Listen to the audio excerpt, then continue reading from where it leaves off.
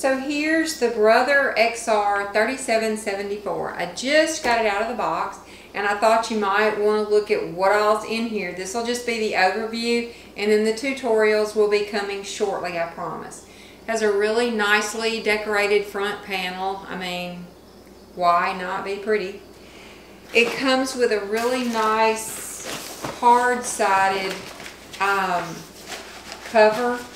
It's got like a vinyl cover, and it even has pockets in the front. It opens so you can reach through here and pick the machine up with the handle. Because this is a quilting machine, it also has a large bed that you can attach, and we'll look at this in just a second and I'll measure it and all. Let's just look at the rest of the accessories. It does have a manual, okay? I know this is important to a lot of people. So it does have a manual. In fact, the manual, this one is in English and Spanish. It also has a French edition. It has an instructional DVD. This is a little quick start guide about how to thread it. And then some other manufacturer warranty stuff. Alright, as far as the accessories, it comes with an automatic buttonhole foot. It comes with a zipper foot. I don't know if you can see the clear ones. That's a clear one. This is a darning plate cover, and this is going to go under your needle, under the presser foot.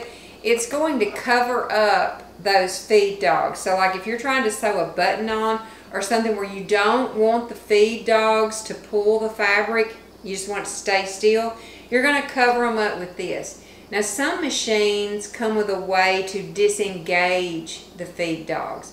This one, it is not possible to disengage the feed dogs. So when you do anything like free motion quilting or darning or sewing on a button, you're just going to pop the little darning cover over the feed dogs. It comes with a button foot. This is the M foot, and this will hold your button in place while you sew it back and forth through the holes. You have an extra spool pin. You use this whenever you want to do the twin needle sewing because you're going to need 2 threads in the top. So this would just go on your bobbin spool. Alright, you get 3 extra needles other than the one that's in the machine, and these are size 90 or 14, just standard home sewing needles. I have a whole video on choosing the correct needle for your machine, and I'll put a link to that in the description. This also comes with a twin needle that is quite interesting. I also have a video on some of the things you can do with a twin needle. It's really, you know, cool for decorating, but that's what the twin needle looks like. It's just 2 needles on a single post. So you put it in here and you put a different thread through each needle, and it will sew 2 rows exactly alike. Most people use it for if you're trying to imitate a cover stitch, like at the bottom of a t-shirt. But a lot of times you can use this with a decorative stitch, and it will sew, or even 2 different color threads. You can sew 2 rows that match exactly, and they're different colors. You have 4 bobbins. Here's 3 of them. There's 1 in the machine. This is your little oval screwdriver. It's going to be to take your needle in and out and open up certain things. This will fit all the different notches and screws that are in the machine. This is a free motion quilting foot, so you would want to use it with the darning plate. It has a spring in it, so you kind of get some bounce to it. And to be honest, I've never used one of these, so we're going to delve into that. I have a quilting machine, so whenever I needed to quilt, I usually pull it out. But I'm going to try this. This is a walking foot. And what this does, it has plastic feet. And I don't know if you can see that or not. What this walking foot does, and once again, I have a video on the walking foot. I'll drop a link to that. But what this does is this pulls the top of your fabric through the machine at the same time the feed dogs are pulling the bottom fabric. So if you're doing a quilt where you have it layered, it's going to pull that whole sandwich through there at the same time. These are really good if you're trying to sew two slippery fabrics together. Pulls them through evenly. This is a very nice narrow hem foot for doing a rolled edge hem, like on napkins or just anywhere where you want just a tiny rolled hem. This is your blind hem stitch foot. So like in really nice dress pants where you have that hem that you can't really see it.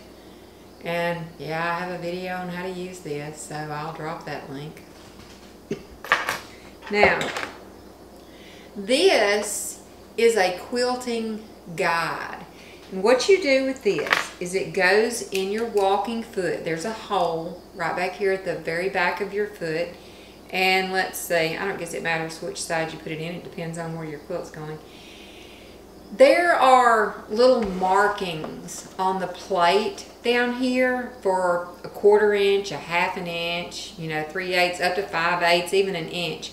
So if you're trying to sew like a small distance away from something, you can just use that. But when you quilt, sometimes you want to get 2 or even 3 inches away from the last seam that you sewed.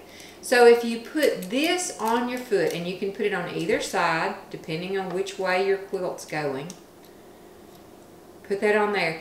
You place the seam that you've already sewn right here, and that gives you an even width or something you can guide as you put the fabric through the machine. So you're getting 2-3 inches away from it, but you're staying straight. So I love these things. I use those all the time. Let's see, you get the presser foot naturally that plugs in. I know a lot of you, what you're always interested in is hearing the machine. So I have it on. Let's just run a little bit of fabric under here and let's see what it sounds like.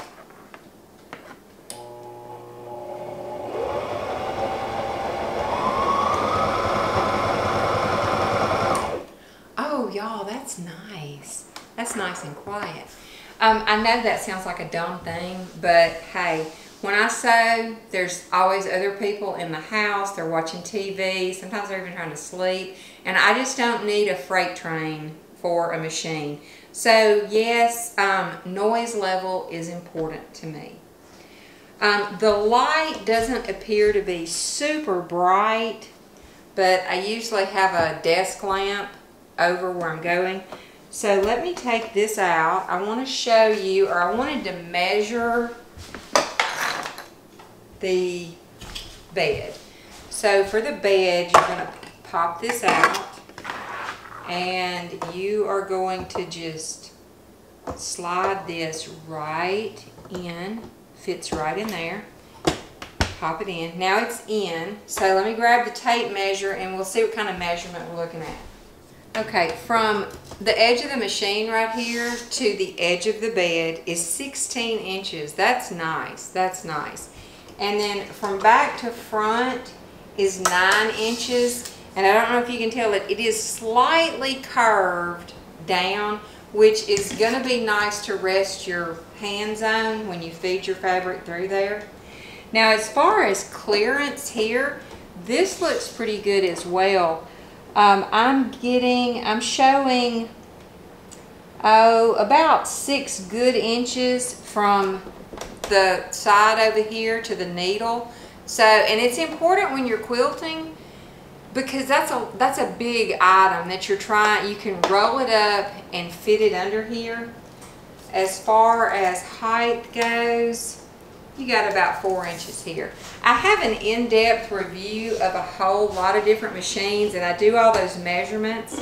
So you can, I'll drop a link to that, and you can look at it and see how this one compares.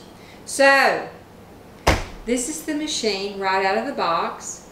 I will grab some thread and some supplies, and I'll be back in a video real soon, and I'll show you how to thread the top and the bottom. Let's get that going first. Thanks for watching. Be sure to like and subscribe, and I'll see you back with the XR3774 shortly.